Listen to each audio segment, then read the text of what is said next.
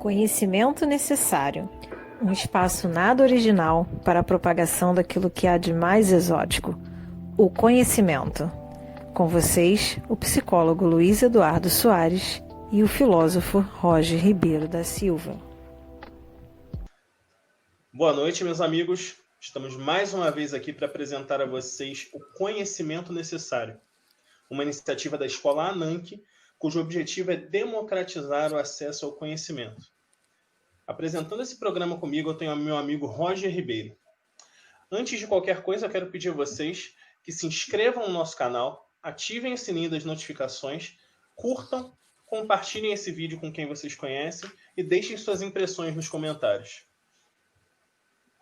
Boa noite, gente. Eu faço novamente o apelo do Luiz Eduardo. Não deixe para o final do vídeo. Você que se interessou pelo tema, vai lá, se inscreve, clica nas notificações para que você possa ser avisado das próximas entrevistas. Deixe seu comentário, marque um amigo que se interesse pelo tema. A sua participação nos ajuda muito a continuar trazendo excelentes convidados para excelentes conversas, excelentes entrevistas, informações que o nosso canal tem conseguido trazer. Contamos com você. Não deixe para o final do vídeo, você vai esquecer. Vai lá, se inscreve no nosso canal, ativa a notificação e não esquece de dar um like para a gente, não. Luiz Eduardo, hoje eu tenho o prazer de trazer ele, que é escritor, autor de A Árvore que Chora Milagres e Jardim das Saxífragas. Saxífragas. Obrigado, as Saxífragas. O professor Márcio Calisto, professor da Rede Estadual do Rio de Janeiro, da Rede Municipal do Rio de Janeiro, tem 25 anos de sala de aula e hoje tem trabalhado bastante com a questão das redes sociais, das mídias sociais de uma maneira geral. Toca o podcast É ou Foi ou Não Foi no Spotify. Link para vocês poderem acessar e conhecer o trabalho do professor Calisto vai estar na descrição. Também o link para adquirir os livros vão se encontrar aqui. E ele está vindo aqui bater um papo com a gente sobre essa relação entre literatura e mídias sociais. Calisto, seja bem-vindo. É um prazer ter você aqui com a gente. Eu que agradeço a oportunidade de poder falar para o público de vocês, estar na escola de vocês, na Escola Ananke, essa escola que está fazendo um trabalho muito coerente, muito bonito de divulgação de conteúdo, né? Eu fiquei muito lisonjeado com o convite de vocês, né? Fazer aí a ressalva, né? Porque eu sei que o título de meu livro de poemas não é um título fácil, né? Jardim das Saxífragas, né? Eu treinei e não saiu, cara. Você sabe, eu vou aproveitar o ensejo.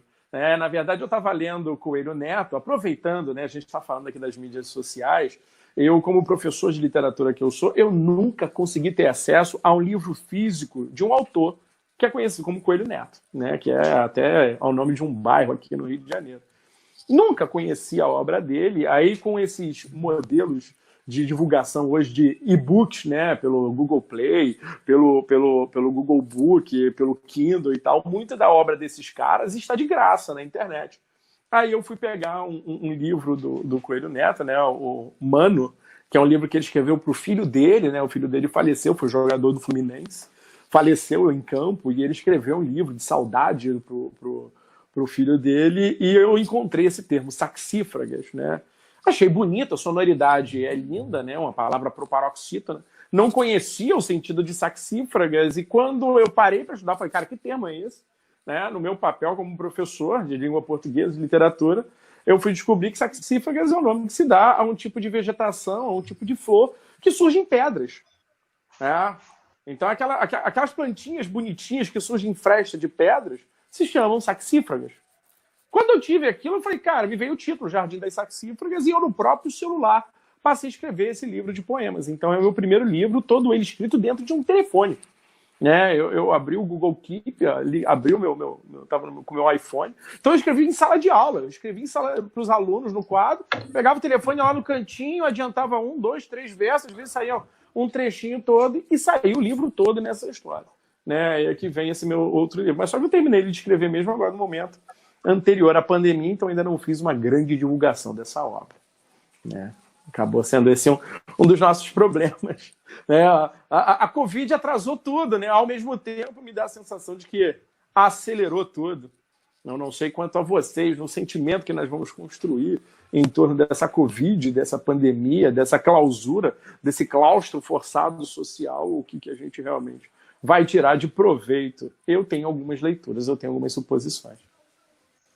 Calixto, aproveita então, já que você comentou sobre uma obra, fala um pouquinho para a gente sobre a outra também, apresenta ela para o nosso espectador.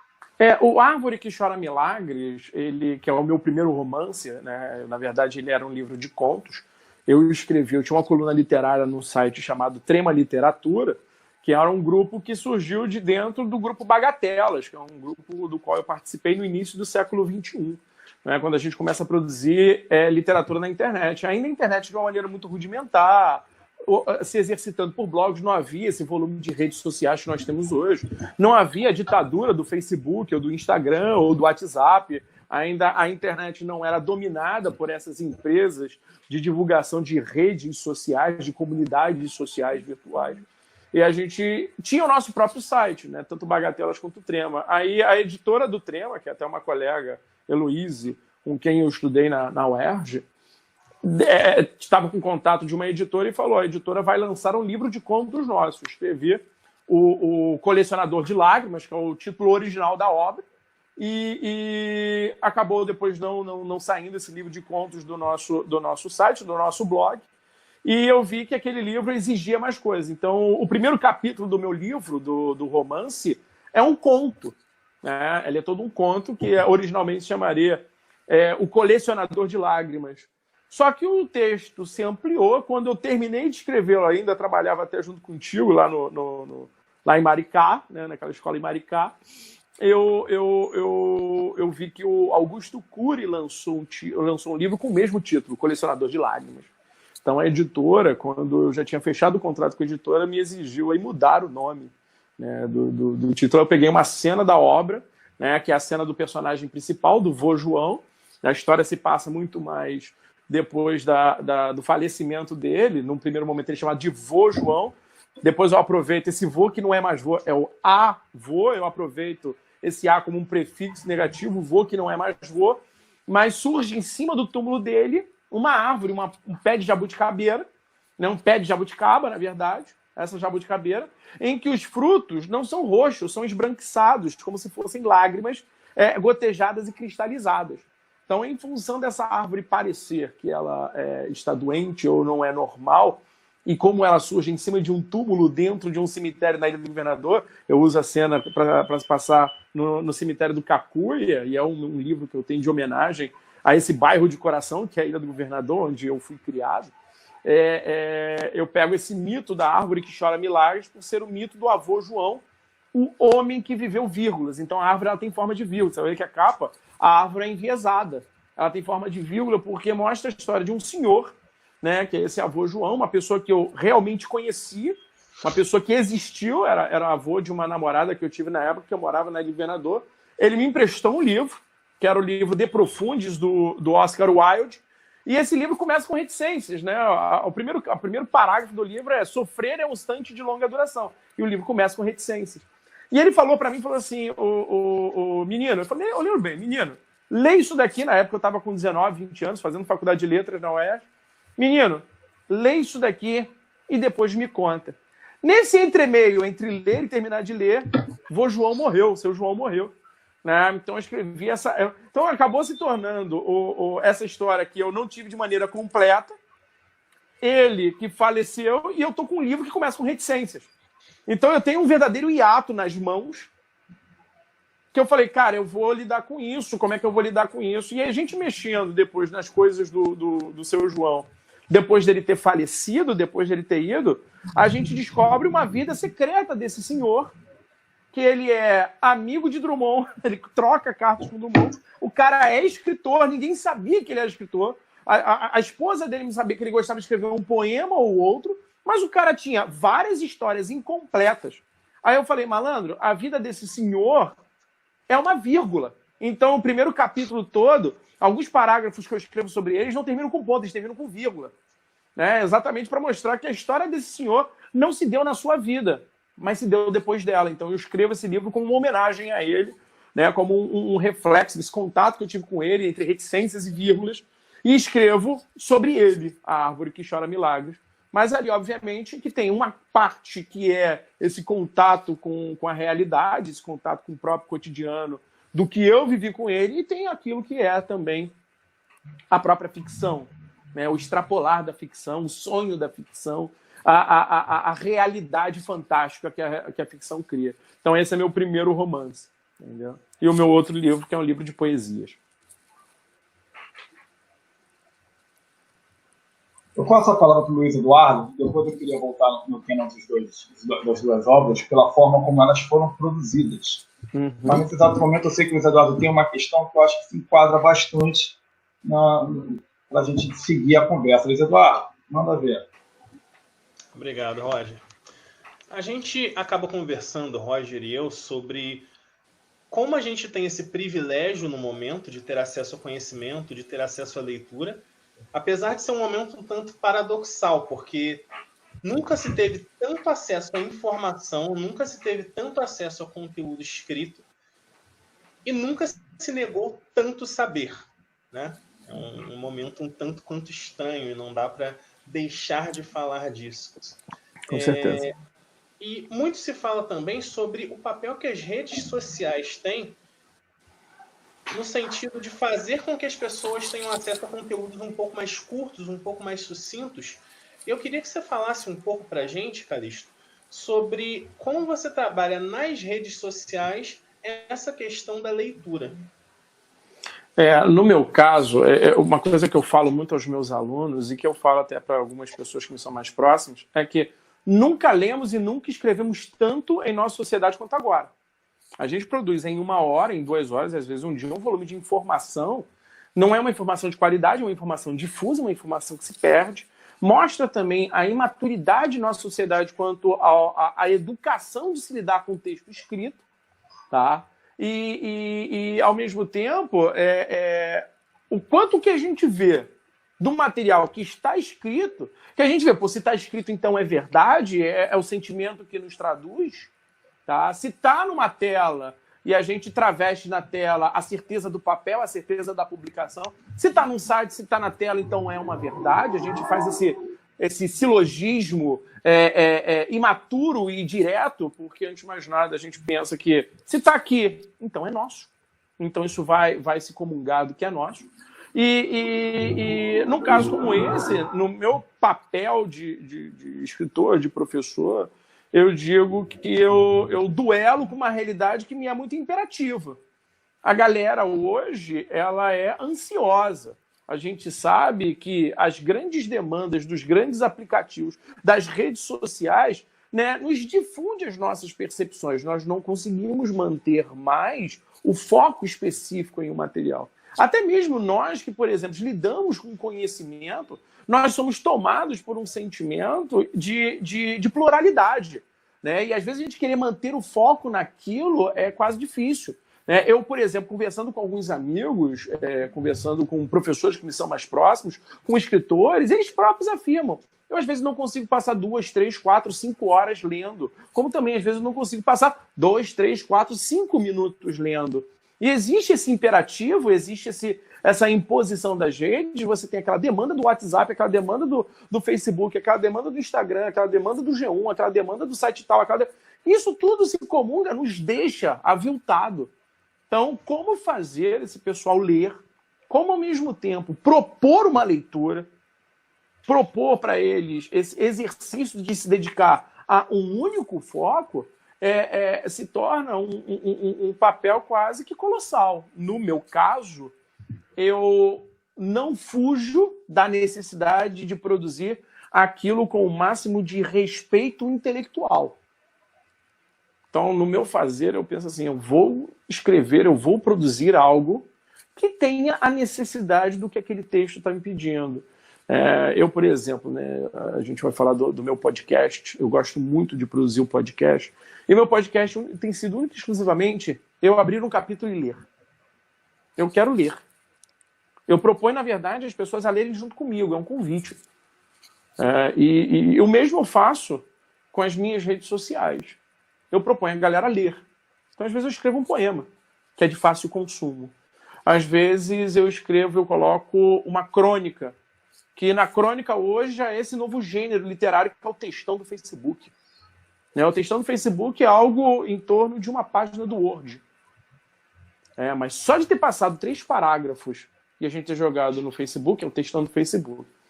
Mas se eu tiver que escrever um texto de 3, 4, 5, 10 páginas, e aquilo vai me levar 3, 4 dias para produzir, eu vou fazer isso, por respeito ao texto. Se aquele texto vai atingir as pessoas, e eu espero que atinja, porque o nosso exercício como professor, nosso exercício como educador, nosso exercício como escritor, é um exercício em voz alta. É um exercício para o outro. É um exercício para a nossa comunidade coletiva. Ela não se faz nesse papel de que eu tive uma inspiração, vou colocar a mão no meu rosto e vou ligar meu Bluetooth com além, vou pensar aqui o meu texto e pronto, ele vai servir só para mim. Não, ele é para o outro. Escrever é sempre para o outro, agir é sempre para o outro. E hoje nós somos muito mais convocados, né, a emitir opinião, a fazer valer um pensamento, a comunicar de maneira coletiva esse pensamento, e que se a gente não fizer isso, nós até podemos ser cancelados. Essa palavra é muito perigosa, até, diga-se de passagem. O que é a chamada cultura do cancelamento. Então, no meu fazer, né, em relação às redes sociais e em relação à produção literária, ao texto, eu sempre proponho um convite à leitura, à reflexão, a respirar. Hoje, fazer ler é fazer respirar, numa época em que a gente não tem nem controle mais da nossa respiração. Calixto, antes do Roger fazer a pergunta dele, eu queria fazer um adendo a essa primeira. Hoje à tarde a gente conversava sobre alguns aplicativos que prometem ler para você ou te entregar um resumo de um livro, por exemplo, de 300 páginas em 12 minutos. E você acha que essa velocidade que se promete a aquisição de conhecimento, ela interfere de alguma forma na maneira como os escritores estão produzindo livros, estão produzindo conhecimento? Olha, nunca se publicou tanto quanto agora. Hoje nós sabemos que 2.740 livros são publicados por hora no mundo. Se a gente for pensar num bom leitor, ele lê 2.000, 3.000 obras ao longo de uma vida. Então hoje a gente produz em uma hora o que um bom leitor, né, vai ler ao longo de uma vida. Se for um cara voraz, ele talvez chegue a 5.000, 6.000, 7.000, talvez até 10.000 livros lidos ao longo de uma vida, que já é um volume avassalador, né? É quase ler a Biblioteca Real Portuguesa toda ao longo de uma vida, né? No entanto, eu vejo que, na verdade, muitos dos que hoje estão escrevendo sem ter uma bagagem de leitura. Mas surgindo muito escritor pós-Netflix, pós-filmes. Porque existe essa comunidade da indústria cultural e a indústria cultural é um imperativo. A gente não tem como fugir dela. No entanto, se a gente pensar, por exemplo, que hoje nós vivemos uma coisa que é puramente aviltante, nós temos pouco tempo até para nós mesmos. A gente vê a semana, parece que pula as horas pares, não encontram as horas ímpares. Eu vejo esses aplicativos apenas como um símbolo de uma época, um sintoma de um momento. Eles não propõem reduzir leitura, eles também propõem até, no final das contas, em reduzir capacidade intelectual. Você, na verdade, você vai ver que, por exemplo, a quantidade de gente hoje que fala de Bauman, a quantidade de gente que hoje fala Cara, Bauman é um amigo nosso de bar. Todo mundo fala de Bauman. Pô, Bauman estava certo. É o novo Sartre. Exatamente, o novo Sartre, o Horkheimer, todo mundo fala hoje do Horkheimer, escuto muito Horkheimer. E eu vejo isso, por exemplo, chegando à realidade do ensino médio por causa do imperativo da redação do Enem, né, da gente ter os recursos socioculturais para escrever a redação do Enem. E a galera não absorveu aquilo, na verdade a galera aproveitou aqueles gaps, aquelas pegadas para escrever aquele material. E é óbvio que isso vai criar uma lacuna intelectual a longo prazo. Isso é fato. A gente não vai encontrar um bom... Mas antes de mais nada, vamos ao outro detalhe. O que a indústria cultural do capitalismo também quer? Se não pessoas imediatistas, intelectuais imediatistas. Isso se nós podemos chamar, né, de intelectuais aqueles que constroem conhecimento de maneira tão parca. Tá? Eu não estou nem propondo aqui um exercício de avaliação preconceituosa, mas muito mais da nossa praxis quanto à leitura, quanto à escrita, né, da gente saber respeitar a própria necessidade do texto. Eu vejo com ressalvas, obviamente, mas eu entendo que aquilo pode ser talvez um ponto de partida para algo mais importante. A gente não constrói um leitor hoje que está lendo há 10, 15, 20 anos, ele criou essa prática de leitura, sem ter passado pela mais simples história, pelo gibi, pelas histórias mais simples, que são extremamente encantadoras. Então, assim, por mais que eu veja com ressalvas, eu entendo que isso pode ser importante se a gente souber usar de maneira pedagógica esse produto que hoje viabiliza por pressa, mas gera um gosto para o futuro. Isso é fato, entendeu? Ninguém bebe vinho sem antes ter passado pelo suco de uva.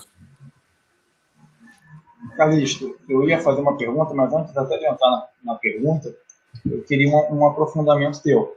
Você trabalha hoje com um podcast, né? O Foi ou Não Foi. Isso. E eu volto a lembrar, para você que está nos assistindo, o link para o podcast no Spotify vai estar aqui na descrição, que você não deixe de conferir o trabalho do Calixto. E os teus livros foram gerados, diretamente no celular, que é a segunda obra. O primeiro livro, para além da tua relação com o avô da sua ex-namorada, ele também tem uma forte relação com o operar de um recurso digital, que foi um blog.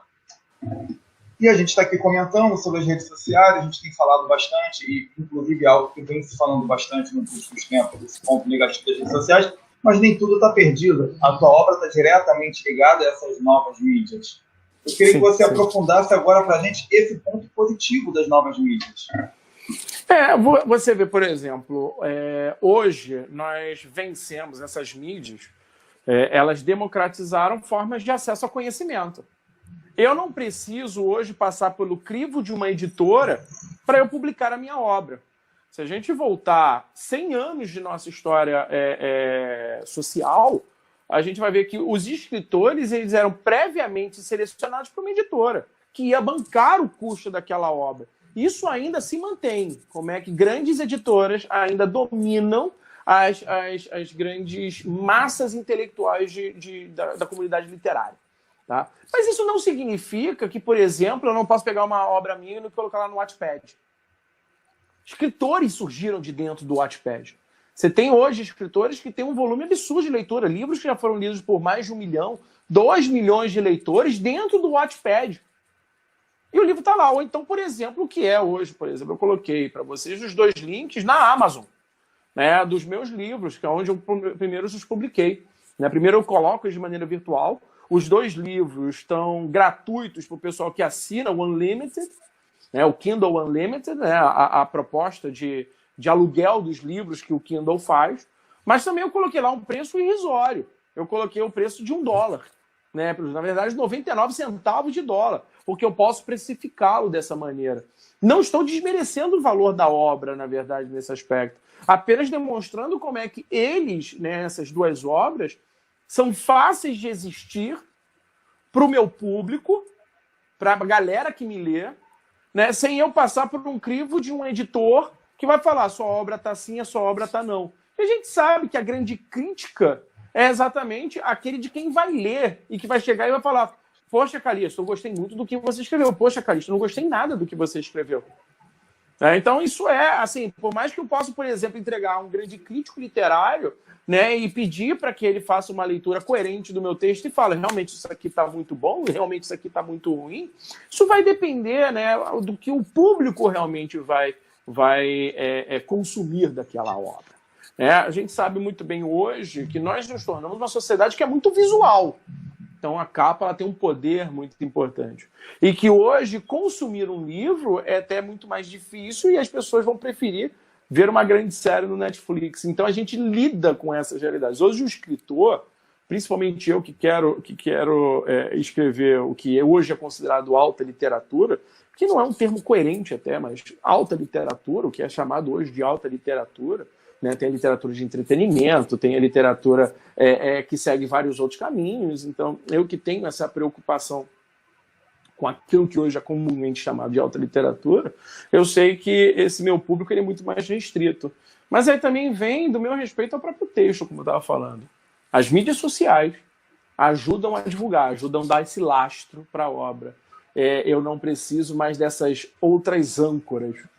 E isso também estimula até os meus próprios alunos e os meus leitores, que se sentem empolgados a escrever, a também abrir seu blog, a também abrir seu Instagram. A quantidade de Instagram hoje de poeta é enorme.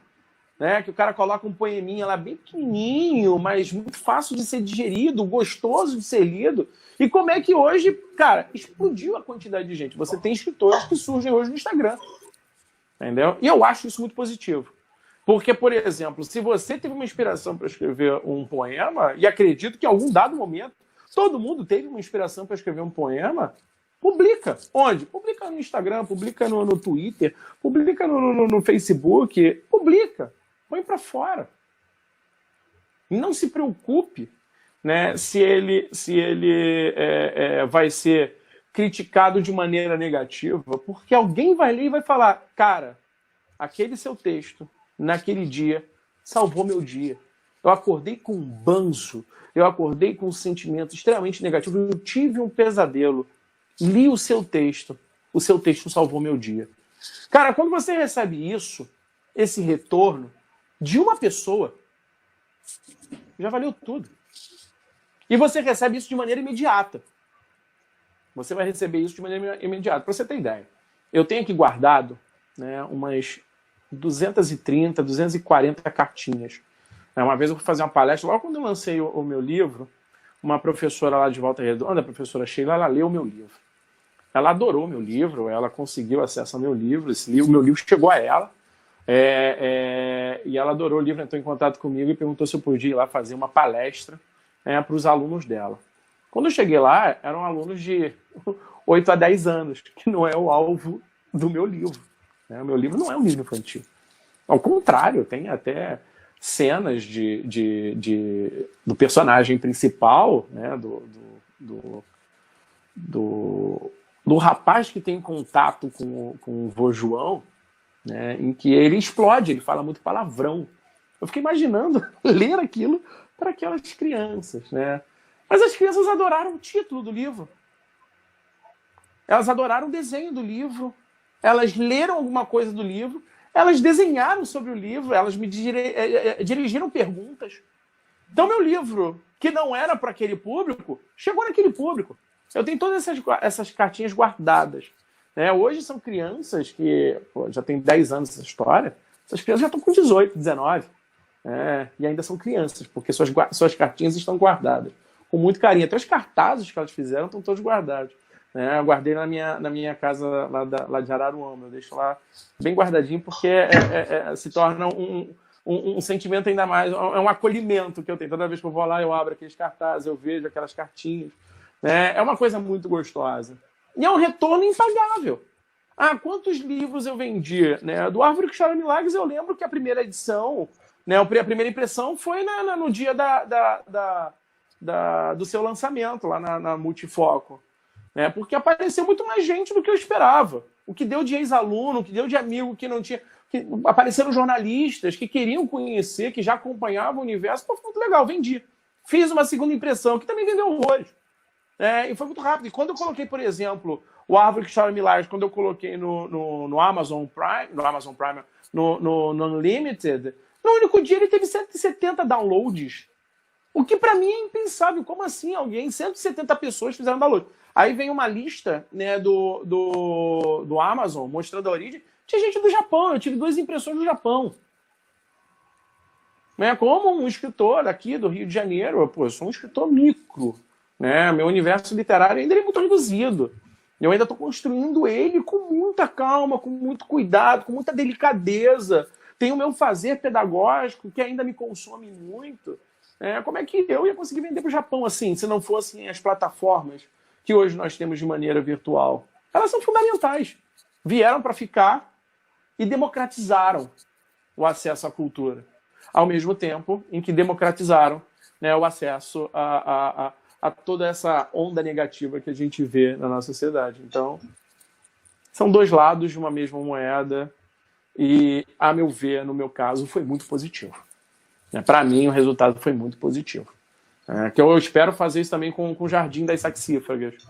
Vários amigos meus já falaram assim, Márcio, troca esse nome aí, porque ninguém vai conseguir falar essa palavra, saxífragas, né? Mas eu falei, não, eu vou manter. É hora também de eu ensinar. Se Coelho Neto me ensinou essa palavra, eu vou ensinar essa palavra às pessoas também. E chama a atenção, gera curiosidade. Como eu falei, eu treinei para falar, treinei e não saiu, mas fui buscar, caramba, que palavra é essa? Meu vocabulário não chega até essa palavra. E fui procurar, e só no título da sua obra você já me trouxe conhecimento, eu jamais iria procurar saber o que era. Isso já faz toda uma diferença. E como é que os meus dois não livros... muda o título de jeito nenhum. E como é que os meus dois livros têm algo a ver com botânica. Né? Como é que eu sou um apaixonado por botânica sem saber. Né? Eu lembro que quando eu era garoto e desenhava com meu pai desenhava muitas flores. Então, como é que isso, de uma maneira muito indireta, também se tornou uma das raízes da minha obra contemporânea. É interessante ver o quanto há da sua vida na sua obra. Muitas vezes a gente fala que para entender um autor a gente precisa entender a biografia dele. Algumas pessoas concordam, outras não, mas no seu caso, em específico, enquanto autor, a sua vida está muito presente na obra. Isso é muito interessante. E aqui agora você está passando para a gente em primeira mão elementos que te inspiraram a escrever, deixando bem claro o quanto a vida é importante para a obra do autor. Calixto, eu tenho uma outra questão para você, antes até de você entrar nessa questão, e aí eu ia pedir justamente para você associar a questão da sua vida e esse outro ponto. Em determinado momento você citou que a gente vive numa sociedade muito visual. Muito visual. E, ao mesmo tempo, você tem um trabalho que apela para o auditivo. Né?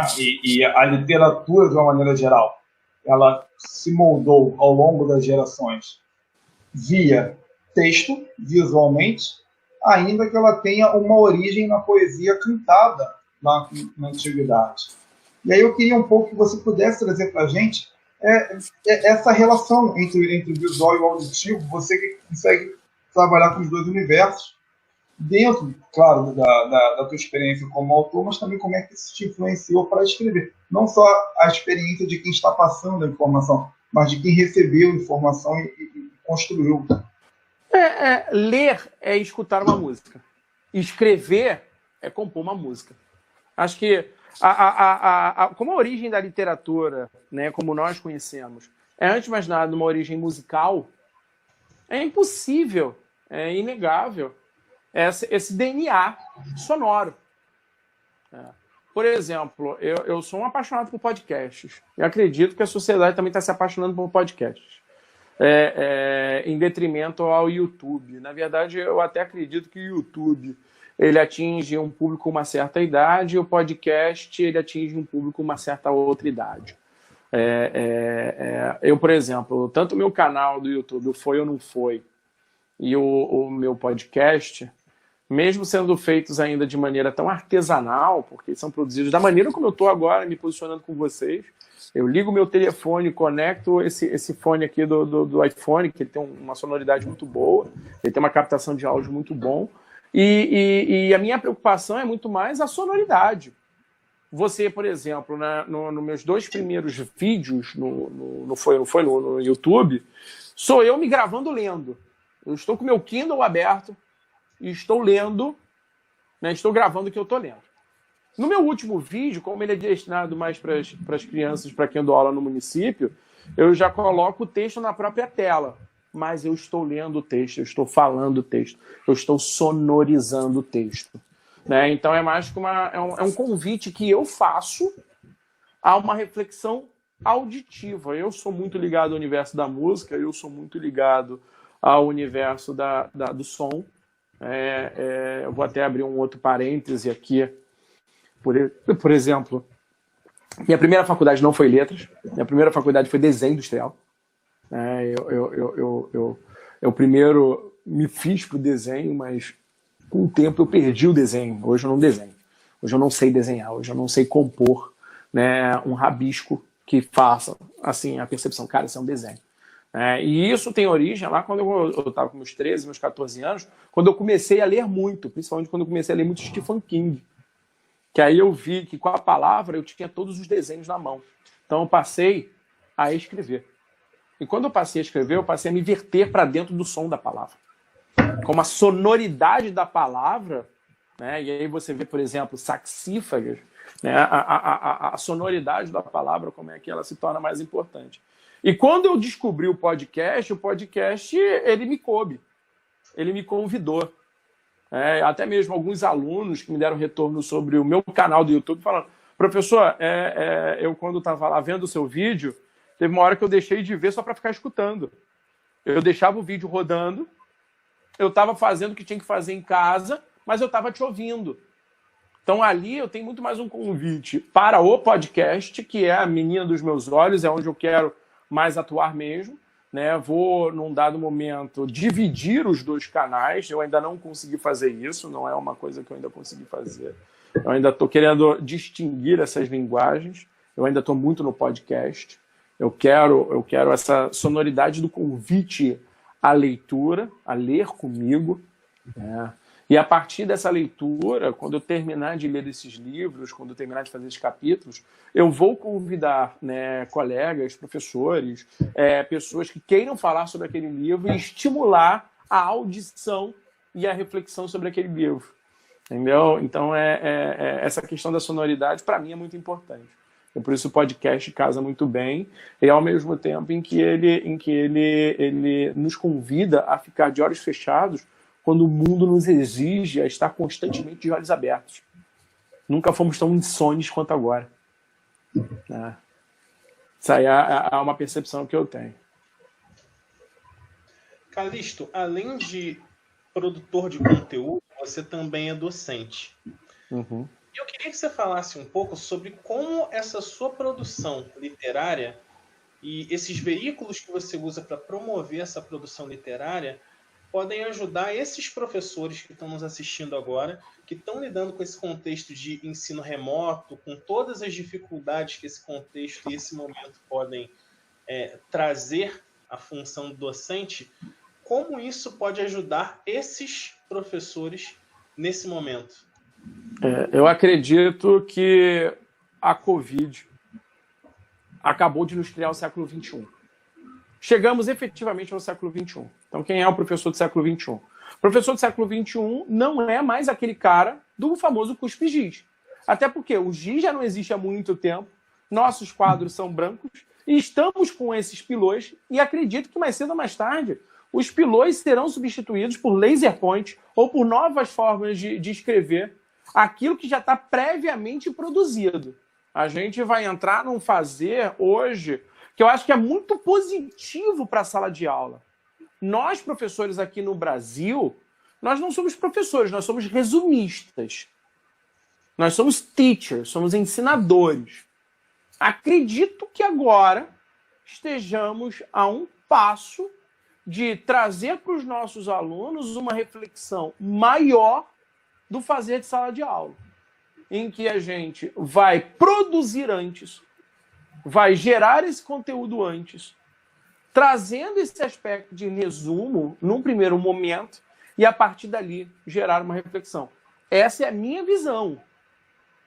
Isso aqui, por exemplo, você está agora perguntando não só para o Márcio, autor, mas para o Márcio, professor. No meu fazer pedagógico, eu vejo esses artifícios hoje, um canal no YouTube, um podcast, um livro virtual, como instrumentos que nós entregamos previamente aos nossos alunos, que a gente antes já podia fazer isso, mas antes era muito mais difícil, porque você tinha que xerocar aquele material, porque você tinha que convidar o aluno a acessar aquele material. Hoje não, a gente entrega. Hoje eu produzo um PDF, o PDF está em 1 segundo, 2 segundos no telefone daquele camarada, ou no e-mail daquele aluno, ou no ambiente virtual, onde a escola ancora esse produto. Ao mesmo tempo em que eu somo o meu fazer literário, eu somo o meu fazer pedagógico com esses artifícios. O Calixto tem um canal no YouTube, o Calixto tem um podcast. Galera, fiz um material para vocês, que é uma coisa que eu estou fazendo, que eu estou lendo agora, são os livros que estão caindo na UERJ e na FUVEST. Né? Ao mesmo tempo que eu estou produzindo para os meus alunos do município, lendo com eles O Pequeno Príncipe. Eu leio 4 capítulos do Pequeno Príncipe, gravo, dou uns 15 minutinhos de vídeo e mando para eles. Depois eu mando o material refletindo sobre aquele capítulo que eu li, aquele trecho que eu li. Eu hoje, por exemplo, estou lendo Pequeno Príncipe, estou lendo o 1984, eu estou lendo o Triste Fim de Policarpo Quaresma, que são livros que são alvos de vestibulares. São livros que hoje pertencem a uma comunidade educacional específica. Mas, antes de mais nada, não são livros que se esgotam nessa realidade. Eu pego essas obras e eu também estou falando para todos aqueles que não são alvo, né, dos vestibulares, não estão preocupados com o vestibular, falar, gente, olha só, estou lendo, lê junto comigo. Bora ler. Porque tem gente, por exemplo, que talvez não consiga sentar para ler, mas consegue colocar seu fonezinho, me coloca no carro, o cara escuta o podcast no carro, o cara escuta podcast no ônibus, e eu estou lendo para ele um trecho de uma obra. Eu não convido a 12 minutos de reflexão de uma obra toda. Eu convido a 12 minutos de reflexão daquele capítulo, que é o próprio capítulo. Então isso vai ficar para frente, e isso vai ficar para todos. É um aspecto de comunidade que eu acho muito positivo. Para os professores hoje, não podemos abrir mão da produção desses conteúdos. Não dá mais para a gente ficar parado, esperando que as coisas aconteçam. Precisamos desse protagonismo. Precisamos produzir. Eu, por exemplo, meu canal no YouTube, meu canal no podcast, eles ainda são, a meu ver, rudimentares, são pequenos para o universo que se abre com a internet. No entanto, a minha linguagem não é a mesma que eu vejo de vários outros colegas. Eu trabalho com pessoas que têm 500 mil seguidores nos seus canais de YouTube. Gente que já atingiu o universo de 1 milhão de seguidores no canal do YouTube. Com vídeos curtos, resolvendo pequenas questões, apresentando pequenos trechos de alguma coisa. Não, meu canal é longo. Eu não faço o que eles fazem, não por ser contra o que eles produzem, mas porque eu não quero duelar com eles, ao contrário, eu quero somar o que eles propõem. Então, assim, é a minha posição como professor dentro dessa nova realidade. Claro que isso eu tenho consciência de que vai demandar uma energia, né, do meu leitor, do meu visor, do meu espectador, em entender que aquilo tem uma dinâmica diferente dessa que já está se consagrando. Se isso vai me envelhecer, eu acredito que não. Eu acredito que não. Agora, se isso vai ser bem aceito ou se não vai ser bem aceito, são coisas que o tempo é quem diz. Eu acredito que tudo isso que eu estou produzindo, uma hora ele vai ser amplamente consumido e vai ampliar a consciência do meu aluno ou do meu cliente ou do meu espectador no meu fazer, no meu respeito ao fazer intelectual. Eu não quero uma coisa imediata, eu não estou entregando uma bala house. Eu não quero que você consuma aquilo de maneira rápida. Eu quero que você se dedique àquilo, porque é uma forma de a gente produzir profundidade intelectual, que é algo que eu sinto muita falta hoje. A falta da profundidade intelectual, a falta de um espaço como esse que a gente está tendo agora, de produzir conhecimento, de ampliar e aprofundar conhecimento. Calixto, infelizmente, nosso tempo está chegando ao fim. O papo vai indo e a gente acaba até esquecendo. E eu está chegando ao fim. Também. Não, de forma alguma. De forma alguma. Você falou exatamente o que a gente precisava e é por isso que o programa se chama Conhecimento Necessário. Foi perfeito. Eu preciso das suas considerações finais sobre o nosso tema, né? Literatura e mídias sociais, para que a gente possa dar um desfecho na entrevista. A meu ver, o que a gente vive hoje, ela tem. Eu sempre falei que qualquer arte, ela tem como premissa a palavra. Se a gente vai pensar numa dança, a gente vai pensar primeiro na palavra dança e como gesticular a dança. Se a gente pensa na pintura, a gente vai pensar na palavra pintura. Na literatura, a gente vai pensar na palavra literatura e o que ela é em cima, né, daquele produtor de conteúdo. Para a gente que está vivendo as redes sociais, nunca se exigiu tanto da palavra, nunca se exigiu tanto do vocábulo, e nunca se exigiu também de nossa capacidade de ler. Então a gente tem hoje, o cara que se propõe a ser escritor, ele tem a faca e o queijo nas mãos para produzir aquilo que é de melhor para a nossa sociedade. A meu ver, escrever hoje é não só um ato revolucionário, como também é um ato de respeito à coletividade que nós encontramos. Se a gente abre o nosso Facebook, se a gente abre o nosso Instagram, se a gente abre o nosso Twitter, se a gente abre o nosso WhatsApp e encontra uma palavra que nos faça bem, ela nos modifica profundamente. Tá? Então, a meu ver, hoje, fechando esse nosso raciocínio sobre literatura e mídias sociais, eu digo que o fazer literário hoje se tornou fundamental para o bem-estar da nossa comunidade. Entendeu? É basicamente hoje fundamental, e para a gente que está vivendo essa situação de clausura, esse claustro forçado, como se tornou fundamental essa preocupação com a saúde coletiva, com as avaliações, e como a palavra ela tem um poder fundamental para gesticular esse benefício coletivo. E como a literatura pode entrar muito bem nessa história, a ponto de se tornar algo que é fundamental para o nosso cotidiano. Calixto, o teu trabalho está online, todo mundo pode ter acesso. Com Antes certeza. do Eduardo dar o término do nosso programa, queria que você fizesse aí um apelo ao pessoal para conhecer o seu trabalho, redes sociais, canal, podcast, link para acessar os vídeos. Eles vão estar todos na descrição, mas eu gostaria que você desse as orientações ao pessoal que está nos assistindo. Antes de mais nada, agradecer esse momento, agradecer esse espaço aqui com vocês. Galera, eu tenho um Instagram chamado @calixto_poeta, que é onde eu publico o meu material de poesia. Eu tenho um canal também como professor, que é o professor_Calixto no Instagram, mas o meu canal no próprio YouTube, que é o Foi ou Não Foi, o meu podcast também, que é o Foi ou Não Foi.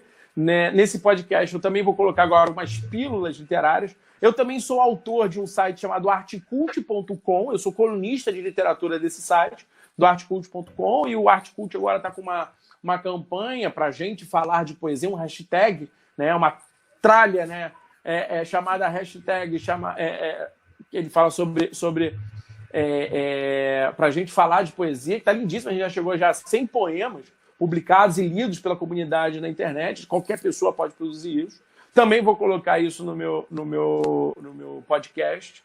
E galera, tem os meus livros, Tem o Árvore que Chora Milagres, que é o meu primogênito, e está vindo o meu segundo agora, que já está online também para vocês, que é o Jardim das Saxífragas, o meu jardim de belas flores, que na verdade ali metaforiza uma epopeia da descoberta de um homem sobre o seu fazer, a sua pisada nessas flores, mas como pisar nessas flores também faz o homem ser inundado por essas flores. E aí vem essa epopeia da descoberta temática desses temas contemporâneos e como esse jardim só se floresce a partir do verdadeiro passo de um homem, do verdadeiro passo do fazer, do indivíduo político. Então, estão aí minhas obras, Queria agradecer a você, Roger, a você, Luiz, cara, muito obrigado pelo momento. Parabéns pelo trabalho que vocês estão fazendo, ele é fabuloso. É um canal que precisa ser amplamente conhecido. E olha, muito obrigado.